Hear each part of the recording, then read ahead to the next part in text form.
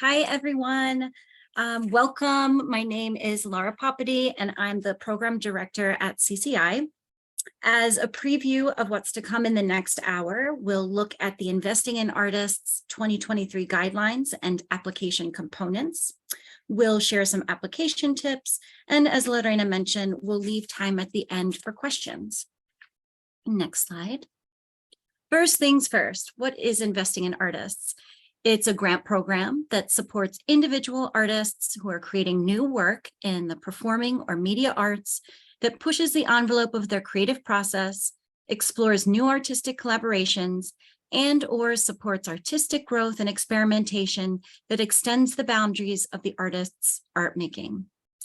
The 2023 funding round will award roughly 8 project grants of up to $8,250 each. Investing in Artists is supported by the William and Flora Hewlett Foundation and is administered by CCI. Next slide. Hi and welcome everyone. My name is Stephanie Barajas. I'm CCI's Program Associate, so I mainly support Laura. I want to thank you for joining us today again. Throughout the presentation, we've included images provided by some of the 2022 Investing in Artists grantees. Here on the screen, you can see grantee Shruti Sarathi, who received support for the development of Carnatic Crossing, a cross-cultural music performance featuring new compositions that experiment with the Indian classical form through raga-based improvisation, speculative historical collaborations, and spoken word. So next slide, eligibility. So who can apply for an Investing in Artists grant? To be eligible for funding consideration, applicants must be a full-time resident of Marin, Napa, Solano, or Sonoma County at the time of applying and for the duration of the grant period, which is between October 18, 2023 and October 17, 2024. This criterion is only applicable to the 2023 round of funding. For the 2021 round, applicants residing in San Francisco, Alameda, and Contra Costa counties were eligible to apply, while the 2022 round made eligible applicants residing in Santa Clara, Santa Cruz, and San Mateo counties. Next, applicants must be individual working artists, organizations, artistic companies, and I'm writing that in a way that makes no sense. But next, applicants must be individual working artists. That means that organizations, artistic companies, and collectives cannot apply. To be clear, artists who have their own 501c3 nonprofit orgs or artistic companies may apply, but they must apply as an individual. Also, we define working artists as adults who have received training in an artistic discipline or tradition, spend 10 or more hours a week on their artistic practice, and self-define as professional artists, as well as attempt to derive income from work in which they use their expert artistic practice and skills. Next, applicants must propose a new project. If you have an ongoing project or a project that will premiere right at the start of the 12-month grant period, Investing in Artists isn't a good fit. Further, only work in the performing and/or media arts is eligible for consideration, which includes the disciplines of dance, theater, music, animation, XR, film, sound, and video, to name a few. If you're developing work in the visual or literary arts exclusively, this is not a viable opportunity for you. Applicants must have also performed or presented artistic work in a public context, including online and digital platforms, within the last 3 years.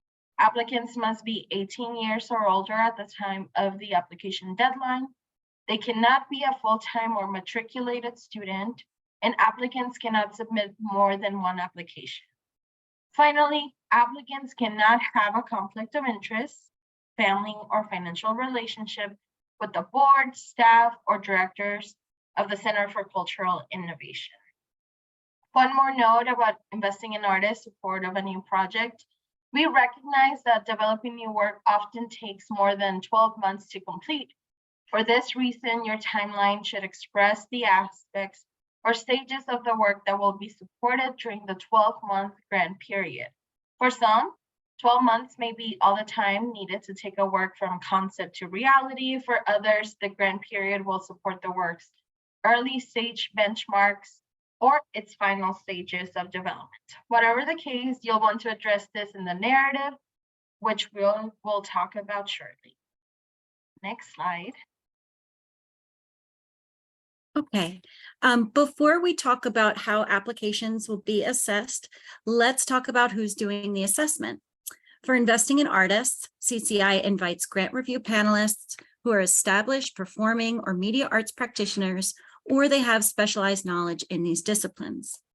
They score all eligible applications and make recommendations on final grant recipients. Reviewers change every year and are generally rooted in the regions served by this grant. And by the way, we have a rolling deadline or acceptance for panelists. So if you visit our website, we have a brief form that you can complete if you're interested in serving on on a CCI panel, including investing in artists, or you know of someone who may be interested, head over to our website and complete that form. So shifting back to the review criteria, to evaluate applications, panelists will utilize 3 criteria.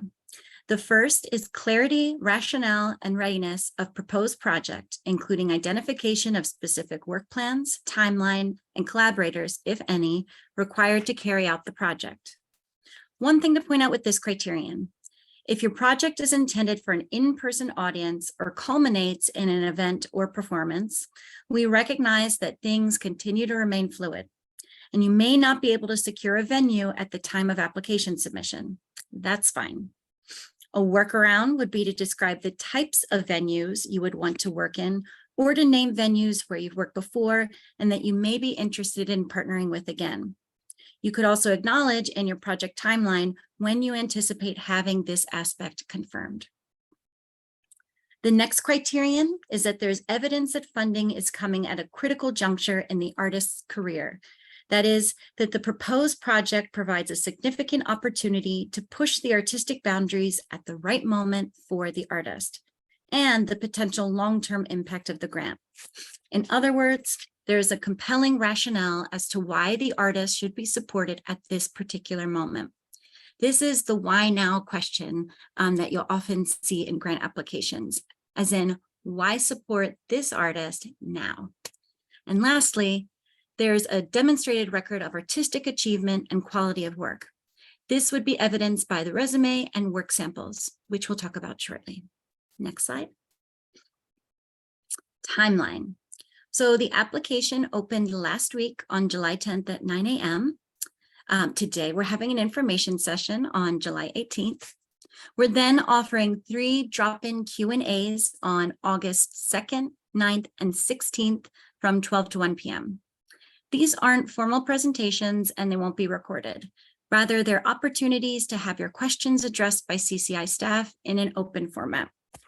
And so that everyone's time can be used efficiently, we ask that you review the grant guidelines, application preview, and frequently ask questions in advance. You'll need to register for these drop-ins, and we've embedded links in the slide deck. They can also be found on the Investing in Artists landing page. Next is the application deadline. You all are the first to know that we're actually extending the deadline by 1 week. Instead of Monday, August 21st, the deadline is now August 28th, 2023 at noon, 12 p.m., midday, lunchtime, Pacific time. And there are no exceptions to that. Please don't wait until 11:59 to submit your application. The platform probably won't work at that point. So get your application in early. Application notifications. You'll receive those on October 18th, 2023 by 5 p.m. All applicants will receive a notification, whether you're declined or awarded funds. Depending on the volume of applications that are received, feedback on declined requests may be provided via one-on-one phone appointments or through a general feedback session, in which case we would invite declined applicants to come to a webinar style presentation, and we would share kind of general patterns or observations that panelists had.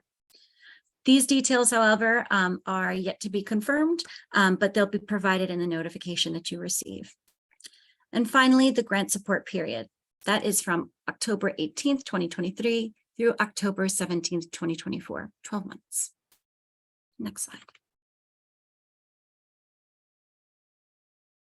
Hi, so here on the slide, you can see 2022 Investing in Artists grantee Maribel Martinez from Santa Clara County, whose funding supported her development of a bilingual theater production for young audiences that expands the representation of LGBTQ youth of color and reflects the lived experiences and ancestral teachings of Chicanx youth.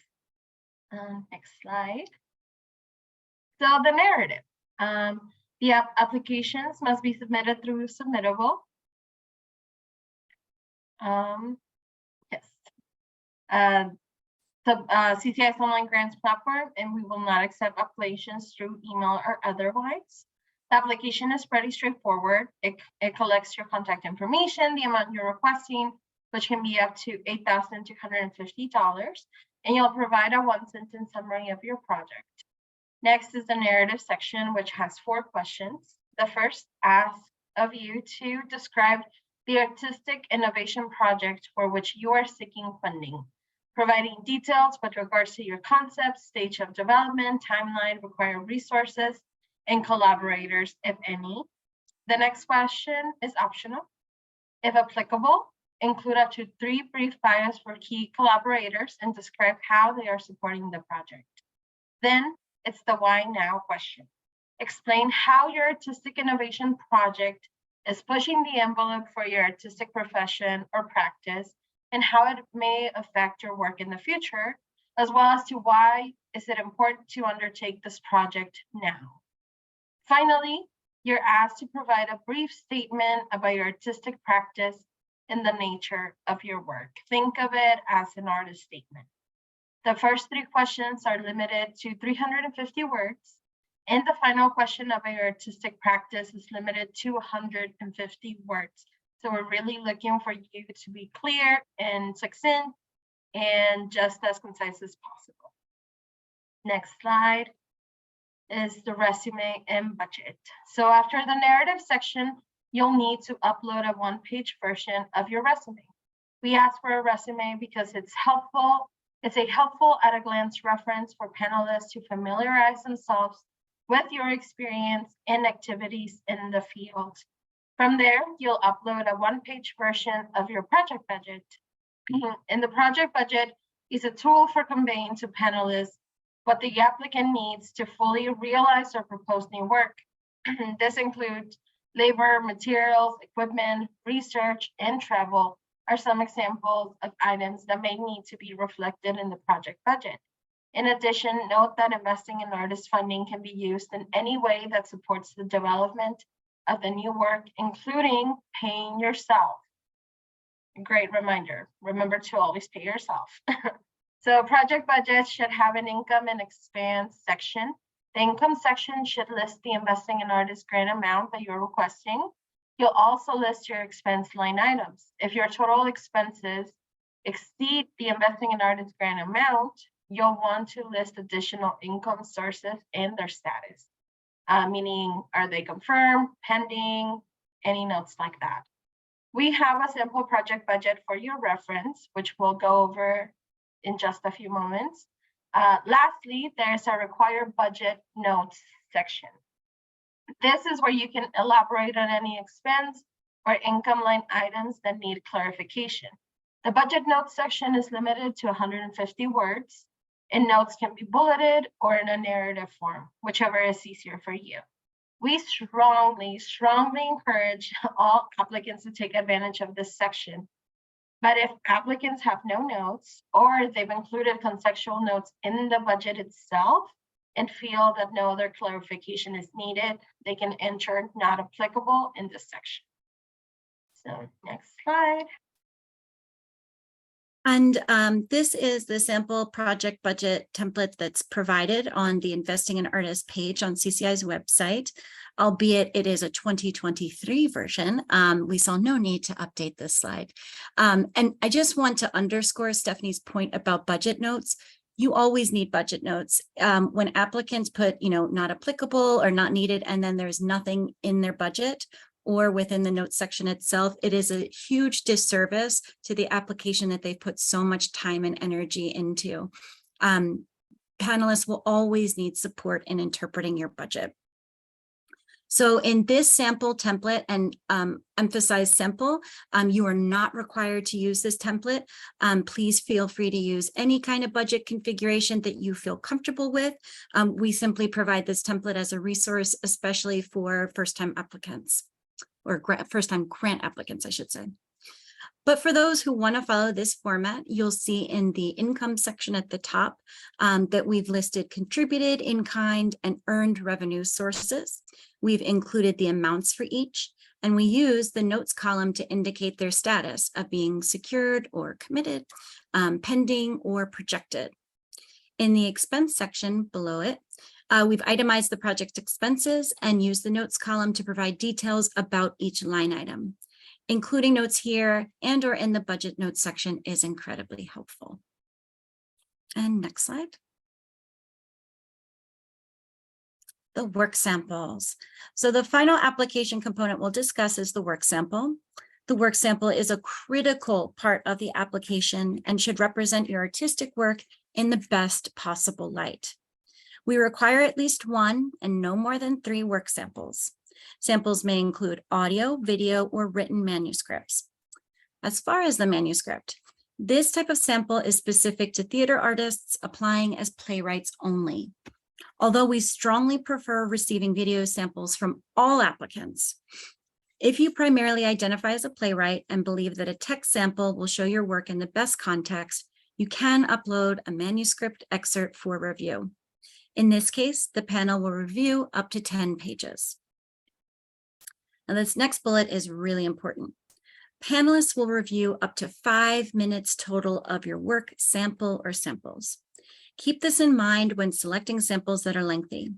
You can cue your sample to a specific starting point, edit it, or provide playback instructions in the work sample description. For example, you would write start sample at 1 minute mark and continue to 3 minute mark. If you're submitting more than one type of work sample, then you cannot submit the recommended total for each type. What I mean is you can't submit, for example, 2 minutes of audio and 3 minutes of video, or sorry, gosh, I always mess this up when I say you can submit 2 minutes of audio and 3 minutes of video, but not 5 minutes of audio and 5 minutes of video. My recommendation is to edit your sample if it's lengthy. That way you can ensure that panelists are reviewing exactly what you want them to see or hear. Also, think about starting your sample at a bold or poignant moment. Panelists will be looking at many applications. You'll want to grab their attention instantly and ideally leave them wanting more. We recommend that you select examples of recent work and avoid samples that have poor visibility or audio quality. And if you have a sample that's related to the proposed new work, that would be really helpful, but certainly not required. Lastly, we've noted that work samples must be uploaded directly to Submittable. We will not accept links to an outside platform. And if you do that, your application will be rendered incomplete and it won't be reviewed. Next slide. Okay, so before we go into tips and techniques, here you can see 2022 Investing in Artists grantee Terrence Walker from San Mateo County, who received funding to support the development of Group Therapy, a community-based healing center music project. Next slide. We put together a few tips that can support your submission to Investing in Artists, as well as your grant proposals in general. First, we recommend and encourage you to review all grant ephemera. So this means guidelines, FAQs, application preview, sample project budget. These have been provided as a resource for you, so please take advantage of them. A lot of information, sorry, is held there. So please, we recommend that you read everything thoroughly. Next, be clear and to the point. Avoid responses that are overly technical or dense and abstract. This goes back to the review criterion regarding clarity and rationale of the proposed project. It's really tempting to use fancy words and industry terms, but please avoid doing this. You'll have panelists who are representing various disciplines, and they may not understand the jargon that's specific to your field or genre. I like to tell applicants to write as if whoever's on the other side has no idea who you are, what you do, what you're talking about. So you want to make sure that you're explaining everything clearly. Also, have a friend or someone else look over your application to see if any important details were left out or whether anything is unclear. When you're working so closely to a project, it's easy to omit some of its most fundamental aspects, like an important date, site, or dimension. So you want to make sure that, again, like you have a couple different pairs of eyes looking at your application. Apply early. Apply before the deadline to avoid running into technical or other issues. Advantages to applying early are that if needed, you can request tech support from Submittable. And if you realize you made a mistake or you omitted something, you can reach out to CCI staff with a request to edit your application. And if your request is made before the deadline, we'll reopen your application for you to make the desired edits. Lastly, reach out to CCI staff with any questions you have.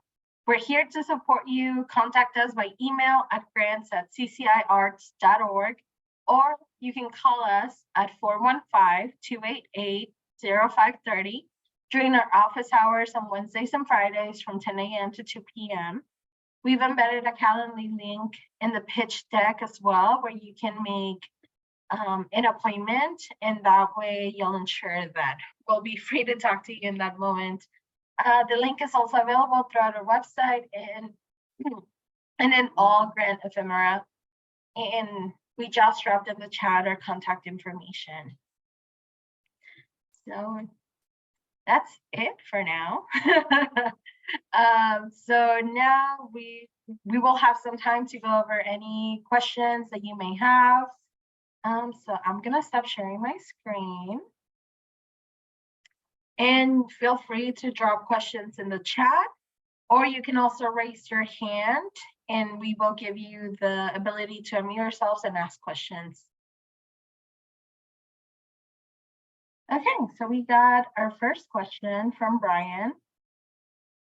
Selections from multiple pieces, or should it be 5 minutes from a single piece?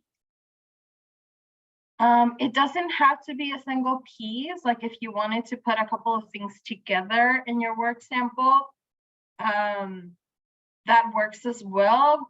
We just ask that like you allow enough time of a single piece so that panelists can get a good sense of what they're watching and that they have some context as to what they're watching. Sorry, my throat.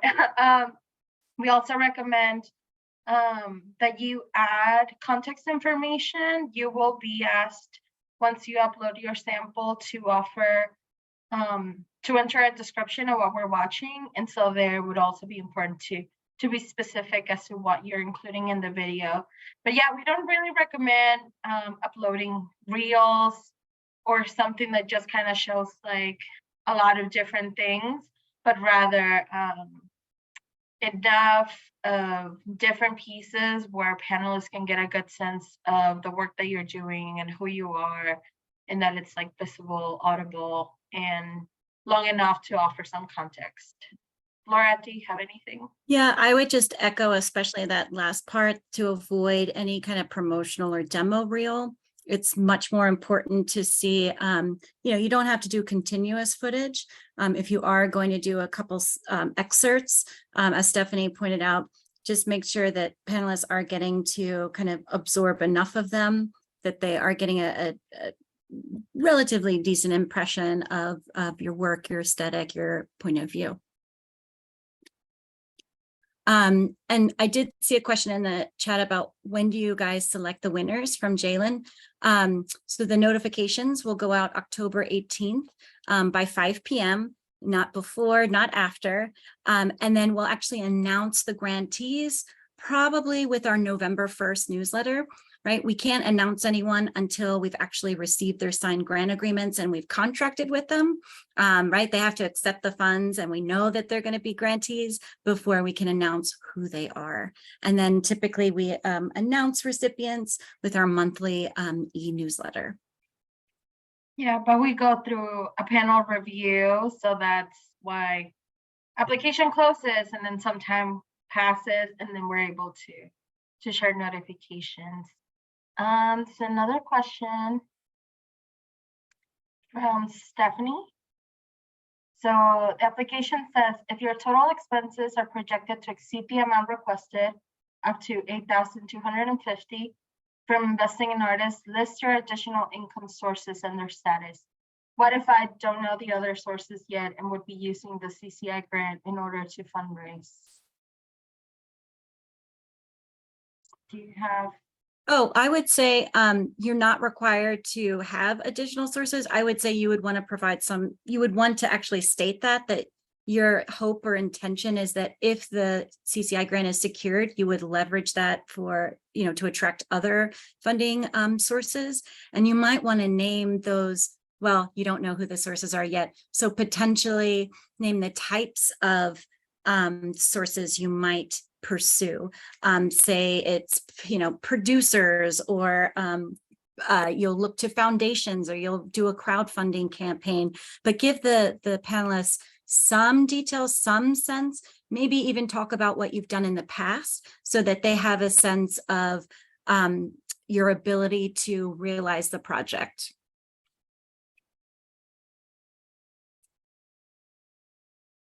And I just want to emphasize that you do not need to identify other sources if your project budget is only $8,250. But do make sure, as Stephanie pointed out, that you're paying yourself, or reference that somewhere, because we really want to make sure that artists are not underpaying themselves or not paying themselves at all. We cannot let that practice endure. Yeah, definitely. And I think it's just also important to, like, the budget helps panelists see like the full picture view of what it would take to make this project come to fruition. So you just want to make sure that you're, like, again, painting like a full picture of what it would take. And so if that means fundraising, other sources of funding, you want to make sure that, like, you include that as well, even if you're just thinking about what that might be. So another question, I am a media artist and I'm taking a watershed restoration class at a community college in fall 2023. This program grants certificates and associate degrees. Would this class make me ineligible? No. No, I mean, the intention is, if you're pursuing, an MFA, a BFA, or other kind of degree, but a certificate or certificates for sure would not disqualify you. And I think the intention is more about it being in the pursuit of an arts degree. Yes. Next, we have a question from Janice. Is it permissible to list purchase of a camera, for example, in the budget for this grant cycle? Definitely. So I know we listed a couple of things, but like the project budget should reflect everything, again, that you need in order to fully realize the project. And so if that includes labor, materials, equipment, research, travel, all of those are permissible and should be reflected in the budget. Yeah, we don't have any restrictions on what you're able to apply the funding toward. You just need to tell us. And I always advise applicants that, your budget is part of the story. It's part of your narrative. It's an extension of the narrative. So Janice, for example, you might want to reference that a higher performing camera is needed to realize your project. And then boom, it's also in the project budget. If that makes sense for what you're describing, but you really want to give panelists the full picture of what you need and why you need it. Yeah, and then let's see, Brian had a follow-up question to the work sample and the amount of excerpts. So he said 2 to 3. Yes, that sounds good. We're not saying like only do 2 or 3, but rather like again, just make it clear and give yourself enough context so the panelists know what they're looking at. Yeah, I would say quality over quantity. If you could go deep, go deeper than wider. Yeah, there isn't a specific number. That's really up to you to determine what you're really needing to show, to the panelists that completes your narrative, that completes what Laura has done along with the budget in order to set up a requirement. Is it going to be one long 5-minute one? Cool. Does it need to be 2 or 3 or then that's what it might need to be, but we can't determine that for you. That's really up to you to share your story through the work samples. Exactly. Thank you, Lorena. And so follow up from Stephanie regarding paying ourselves, so the artist. Is there a general percentage of the total funds that you consider appropriate for paying yourselves? We don't necessarily have a percentage. We do offer a couple of resources within the application, which you can access in the application preview as well. Some of them are like the website wage, what helps you determine what is a fair and equitable pay rate, like for where you are, for the work that you're doing. So we recommend looking at tools like that to determine if you don't have like a set rate that you usually maybe charge for your services. Like if you do charge for your services, maybe that's something to use as a tool to help you determine how much funds you can actually pay yourself, or what would be fair and allow you to live, right? Like to make a living. Yeah. And I mean, theoretically, you could pay yourself the entire $8,250. But in that case, I would definitely identify other expenses, because the panelists might question why is only the applicant's compensation reflected in the budget? Aren't there other expenses that would be involved in this project? But you should pay yourself fairly. And really, best what rate that is and should be. Yeah. And then someone asked a follow-up to that same question. Does that include the upkeep of my home facility? Do you have any insight? I mean, I'm assuming is that like studio. I imagine if it's like your studio and that's where you're working to produce the work, then yeah, because I think applicants might cite the venue where the activity or the project will take place, but certainly there's also the process of developing the work, and that has to happen in some location. Just make sure that you provide notes, because you don't want again, you never want to leave panelists with lingering or unanswered questions. So actually, I might rephrase the wording you used, home facility, and use a word like studio or something like that, so it's really clear that it's the site where the work is being developed or created or workshopped, just to help panelists interpret what it is that you want and need. Yeah, so they added a follow-up and they say studio upkeep, rent, replacing wall, accessing. So I think again, what Laura recommended, trying to like, what is it that you need in order to make this project happen, and if that is included, then you can definitely list it in the project budget. It's also the framing. So I would make sure that if you're going to actually be really transparent that you're replacing a wall, you really need to have a rationale for why that's germane to the development of the new work. And I'm sure there are reasons why. I'm not trying to dissuade you from doing that. But when there's probably project budgets that are citing like hard costs related to a project, like actors or rehearsal time or post-production, and then there's a budget that has replacement of a studio wall, I can just hear panelists saying, well, why? Okay, so we have another question from Stephanie. I have various potential projects in mind. How do you decide, or is this a good question to ask in the Q&A next week? And someone said that they're wondering the same. Is there a place we can see more work from past recipients?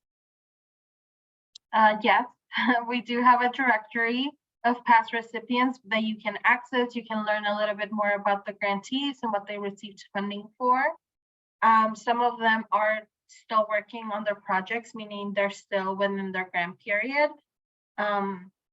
But yeah, you can definitely access that. In terms of deciding, Oh, let me just say one more thing. I'm going to drop in the link, drop in the chat, the link to the past recipients database, but also on the Investing in Artists page in particular, towards the bottom of the page, there's a link to view all past press releases.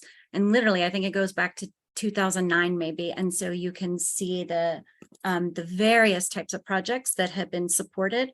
And just to add a little context to that, I mentioned that we change the panelists every year. So it's really reflective of different cycles of panelists coming in, different regions, and of course, different years and the conditions in which we were working. Yeah, the applicant pools look very different each year. And we do mention that we take that into consideration, like how diverse is the pool, and we try to match that diversity with the grantees. In terms of deciding which project, I think that's really up to you. Like if there's a project that you're more passionate about, that is maybe more thought out, that you can write a more clear narrative about and be able to have work samples and a budget that backs that up, then that might be the best project to seek funding for. Laura, do you have any insight as to? I would say whatever most strongly aligns with the criteria. Start there. And also if there's anything that maybe has a more urgent timeline or has more urgent needs, maybe that could help. That could be a factor in the decision making. So we have another question from Janice. Can you give some examples of answers to the why now question? Laura, can I? Yeah, it's always just specific to the applicant. Sometimes it has to do with their career stage. Sometimes it has to do with maybe they're getting some traction or momentum, and this would help them to level up. Sometimes it's because of the work's topic or subject matter, and it's timely or resonant. Maybe on another example would be it's the work subject matter, but maybe it's something that is a topic that is not very visible, or there's the potential to bring more attention to a particular topic or question. So it's going to range. There's going to be so many different ways that you can qualify why now. Thank you. So we have a question from Jaylon. So, and Lorena just replied to this, but I think this is a good question to bring up. So if the panelists have additional questions, do they call the applicants? And the answer is no.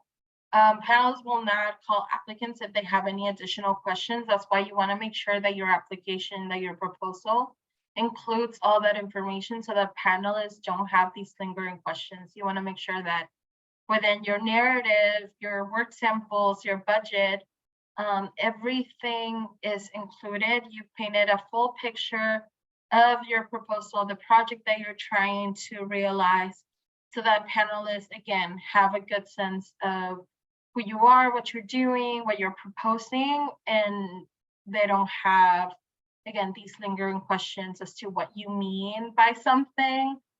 That's why we emphasize the need to be clear, concise, to the point, and to not be like overly technical or flowery with your language. I think sometimes folks just kind of get into that, and like sometimes it is a disservice to themselves because we lose track of the point of what it is that they're trying to say. Right. And this is typical practice when anytime there's grant funds being awarded and there's going to be a panel review.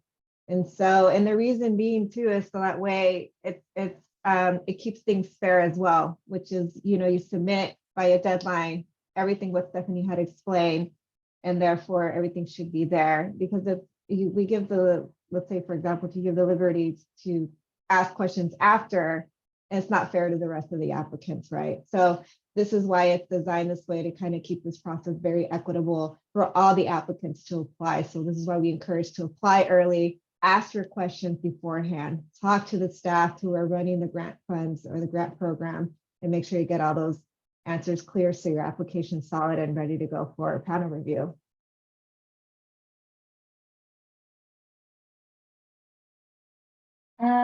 We have one more question from Stephanie. In the demographics section, are we penalized if we choose prefer not to state? Not at all. That is mostly for internal purposes in order to, again, figure out like how diverse our applicant pool is, where people are coming in from. It's just data that we collect to present to foundations to seek funding, but it's really not taken into consideration when it comes to the evaluation of the proposal for funding. And it's not shared with the panelists. The panelists don't see it. Actually, that's not accurate. That's not accurate. The panelists will see it. It is not a fact. It's not taken into consideration as a area for assessment. It is taken into consideration when we narrow down the pool to finalists, because we want a grantee pool that is representative of, that is diverse and representative of the counties that are being served, and diverse in many ways. So that means geography, type of project and discipline, some self-defined identity demographics, but certainly stating prefer not to state will not count against you at all. And we do have some programs where it is not a factor in the decision-making process. So I just want to point out that Lorena was referring to some of our other programs where it is absolutely not shared with panelists. So no more questions in the chat. Does anyone else have any last minute questions? Again, you can raise your hand and we will give you the ability to unmute yourself so that you can ask. But if not, I think we've had a great set of questions. We do have, like Laura mentioned during the presentation, we do have a couple of drop-in Q&A sessions that will be more informal, a chance for basically us just to have a conversation. If you have any questions about the application process or about your project, anything like that, we're happy to support you. And yeah, but I don't see anyone else. I think just we'll have everything posted online by the end of the week, and we really appreciate you all. I think Lorena said this, spending your lunch hour with us. Yes, thank you so much. So if you go to the Investing in Artists webpage, the recording and the presentation deck will be available on there. And if anything comes up, you have our email, our number, feel free to reach out. Thank you so much, everyone.